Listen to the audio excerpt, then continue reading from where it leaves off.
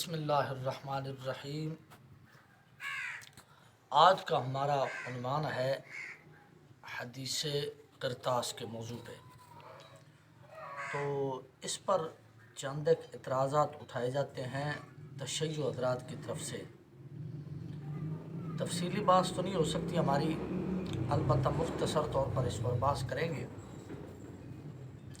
کہ حضور علیہ الصلوۃ والسلام نے کاغذ مانگا، صحابہ اکرام نے دیا نہیں، اور حضرت عمر پاک کے بارے میں جو لفظ بولا جاتا ہے تو اس پر ہی ہم انشاءاللہ العزیز بحث کریں گے، لیکن تفصیلی بحث نہیں، تفصیلی بحث پھر کسی وقت عرض کریں گے۔ صرف اس کا جواب آپ حضرات کے سامنے، اور ایک تو باتیں جو اعتراض کرنے والے ہیں ان کے ساتھ ہماری باتیں ہوں گی۔ تو سب سے پہلے حدیث پاک سماعت فرمائیں۔ حضرت سعید بن جبیر رضی اللہ تعالیٰ عنہ، بخاری شریف کی حدیث پاک، فرماتے ہیں کہ حضرت عبداللہ ابن عباس نے فرمایا کہ جمعرات کے دن جب رسول اللہ صلی اللہ علیہ وسلم کو درد زیادہ ہو گیا تو آپ نے فرمایا میرے پاس شانہ کی ہڈی لاؤ، میں تمہارے لیے ایک تحریر لکھ دوں تاکہ اس کے بعد تم لوگ کبھی نہ بہکو۔ ایتونی، ہاں میرے پاس لاؤ، لم تدلو لا تدلو بعدہ ابدا فتنازعوا۔ تو اب میرے بعد تم گمراہ نہیں ہوگے، کبھی نہ بہکو گے۔ تو لوگوں نے آپس میں اختلاف کیا، اور نبی کے بعد اختلاف مناسب نہیں نبی کے پاس۔ تو کئی لوگوں نے کہا حضور کا کیا خیال ہے کہ جدائی کا وقت قریب آگے ہے، آپ سے دریافت کر لو۔ استفہموہ، ان سے دریافت کر لو۔ بعض صحابہ نے لکھنے کے بارے میں آپ سے دریافت کرنا شروع کیا تو جواب میں آپ نے فرمایا میرے پاس مجھے میرے حال پر چھوڑ دو، اس لیے کہ میں جس حالت میں ہوں وہ اس سے بہتر ہے جس کی طرف تم لوگ مجھے بلا رہے ہو۔ اس پر بھی کافی ساری تفصیل ہو سکتی ہے، کافی سارا بحث ہو سکتی، کافی ساری، لیکن چونکہ میں نے مختصر کرنا ہے۔ آپ نے تین باتوں کی وصیت فرمائی۔ اول، مشرکین کو جزیرہ عرب سے نکال دو، دوسرے، ایلچیوں کو انعام دو جیسا کہ میں دیتا تھا۔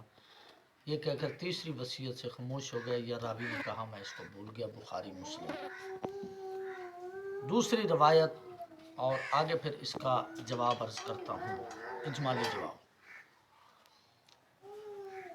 بخاری شریف جلد صفحہ نمبر 4431 اور مسلم شریف۔ حضرت عبداللہ ابن عباس سے روایت ہے، انہوں نے فرمایا کہ جب حضور علیہ الصلوۃ والسلام کے وصال مبارک کا وقت قریب آیا تو حجرہ مبارکہ میں بہت سے لوگ موجود تھے جن میں حضرت عمر بن خطاب بھی تھے۔ حضور علیہ الصلوۃ والسلام نے فرمایا آؤ میں تم لوگوں کے لیے ایک تحریر لکھ دوں تاکہ اس کے بعد تم کبھی نہ بہکو۔ تو حضرت عمر نے کہا اس وقت حضور کو بیماری کی تکلیف زیادہ ہے، تمہارے پاس قرآن ہے، وہی اللہ کی کتاب تمہارے لیے کافی ہے۔ تو حجرہ میں جو لوگ موجود تھے انہوں نے اختلاف کیا، بعض لوگ کہتے تھے کہ حضور کے پاس لکھنے کا سامان رکھ دو تاکہ وہ تمہارے لیے تحریر لکھتے ہیں، اور بعض لوگ وہی کہتے تھے جو حضرت عمر بن خطاب نے کہا۔ جب لوگوں نے باتیں بڑھا دیں اور اختلاف زیادہ ہو گیا تو رسول اکرم صلی اللہ علیہ وسلم نے فرمایا تم لوگ میرے پاس سے اٹھ جاؤ، بخاری مسلم۔ سب سے پہلے اس کا اجمالی جواب اور اس کے بعد تفصیلی جواب تو پھر انشاءاللہ العزیز عرض کریں گے۔ حدیث شریف سے اصل واقعہ کی تفصیل کے بعد اجمالی جواب یہ ہے کہ یہ کام صرف حضرت عمر نے نہیں کیا بلکہ دوسرے صحابہ بھی اس میں شریک ہیں، اس لیے کہ جتنے صحابہ اس وقت حضور کے حجرہ مبارک میں موجود تھے اس معاملہ میں وہ لوگ دو گروہ ہو گئے تھے، اور حضرت عباس و حضرت علی بھی اس وقت موجود تھے۔ تو اگر یہ دونوں حضرات لکھنے کا سامان نہ لانے میں حضرت عمر کی موافقت کیے تو یہ سارے الزامات ان دونوں پر بھی آتے ہیں جو الزامات حضرت عمر بن خطاب اور دوسرے دیگر صحابہ کرام پر آتے ہیں۔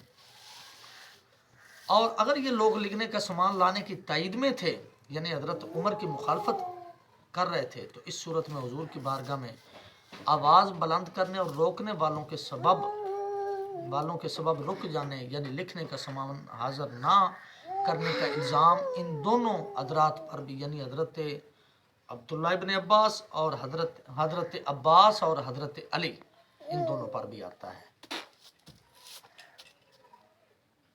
کہ ان لوگوں نے لکھنے کا سامان پیش کیوں نہ کیا۔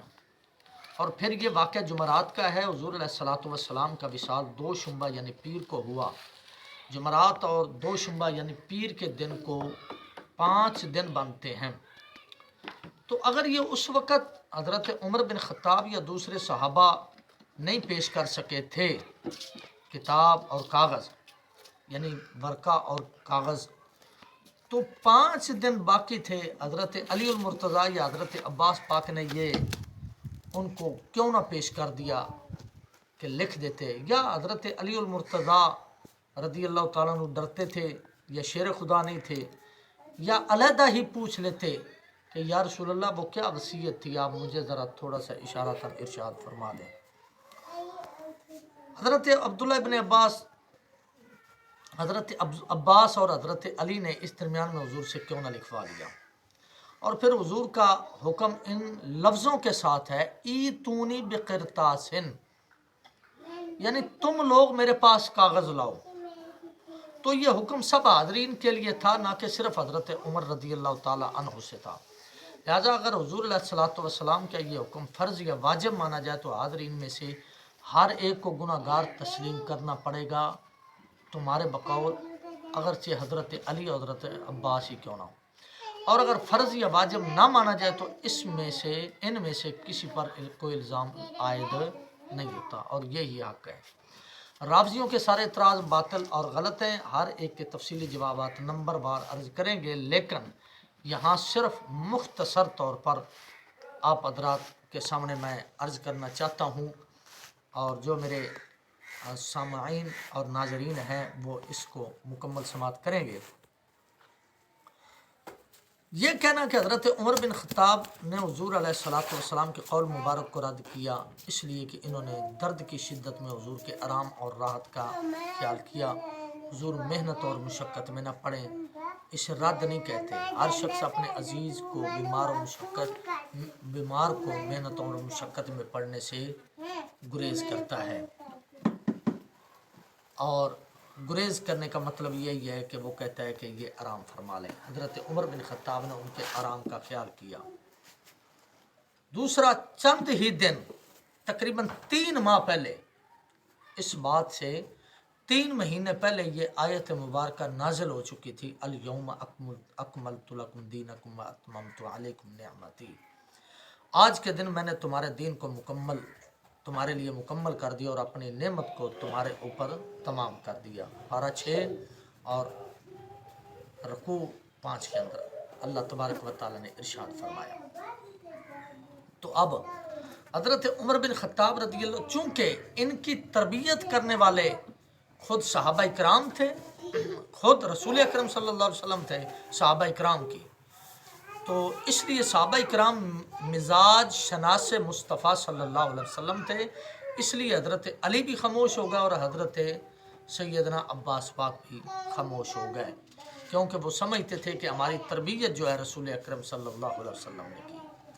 اب یہاں میں چھوٹی سی گزارش یہ بھی کرنا چاہوں گا کہ یہ جو جاہل مرزا ہے اور یہ جلم کا رہنے والا، یہ بار بار صحابہ اکرام کی طرف بدتمیزی کے لفظ یا اس طرح کے استعمال کرتا ہے، گستاخی کے لفظ، تو یہ کمینہ کیا جانے کہ صحابہ اکرام کا کیا مقام ہے۔ وَيُزَكِّيهِمْ، اللہ نے میرے نبی کو بھیجا ہی دلوں کو پاک کرنے کے لیے تھا، جن کے دل میرا نبی پاک کرے ان کے لیے یہ لفظ مناسب نہیں بلکہ یہ گستاخی ہے۔ حضرت عمر بن خطاب رضی اللہ تعالیٰ عنہ کا یہ جملہ آج تک کتابوں کے اندر گواہ ہے۔ آپ نے فرمایا قد غلب علی الوجع عندکم القرآن حسبکم کتاب اللہ، نبی پاک صلی اللہ علیہ وسلم کی ذات والا صفات پر درد کا غلبہ، اور تمہارے پاس قرآن ہے، وہی اللہ کی کتاب تم کو کافی ہے۔ सहाबाई कराम समझ गए कि हज़रत उमर बिन खत्ताब रदी अल्लाह ताला अन्हो सच फरमा रहे हैं। अगर इसी बात को कहा जाए कि गुस्ताखी है या फरमान को रद्द करना है, तो सिर्फ एक बात मैं आप हज़रात के सामने अर्ज़ करना चाहता हूँ, वो ज़रा समात करेंगे। बुखारी शरीफ में मुतअद्दिद तरीके से मरवी है कि सरकार अकरम सल्लल्लाहु अलैहि वसल्लम हज़रत अली व हज़रत फ़ातिमा के मकाम पर तशरीफ़ लाए। रात के वक्त इनको ख्वाबगाह से उठाया और नमाज तहज्जुद अदा करने की ताकीद करते हुए फरमाया क़ूमा सल्लीना, यानी तुम दोनों उठकर नमाज पढ़ो। इस पर हज़रत अली ने क्या फरमाया था, वल्लाह ला नुसल्ली इल्ला मा कतबल्लाहु लना, यानी खुदा की कसम हम फ़र्ज़ नमाज से ज़्यादा नहीं पढ़ेंगे। तो हुज़ूर अलैहिस्सलातु वस्सलाम इनके घर से वापस हो गए, फरमाया वकान अल इंसान अक्सर शैइन जदला, 15वां पारा और 20वां रुकू। हर आदमी अपनी हर चीज़ से बढ़कर झगड़ालू है। तो अगर रद्द करने पर ही गुस्ताखी है और इल्ज़ाम आता है और इल्ज़ाम आयद होता है, तो फिर इसके बारे में ये जो हमने अर्ज़ किया है हज़रत अलीउल मुर्तज़ा के बारे में क्या ख्याल होगा? क्या ईरान से लेकर पाकिस्तान तक कोई खारजी या कोई राफ़ज़ी इसका जवाब दे सकता है? कोई नहीं दे सकता इसका जवाब। और उम्मीद है कि राफ़ज़ियों की नस्लें ख़त्म हो सकती हैं, इसका जवाब उनके पास नहीं है। हम हज़रत अलीउल मुर्तज़ा रज़ियल्लाहु ताला अन्हु और हज़रत फ़ातिमतुज़ ज़हरा नबी की आल और नबी के सहाबा तमाम का अदब, एहतराम और ताज़ीम करने वाले हैं, क्योंकि हम सुन्नी हैं।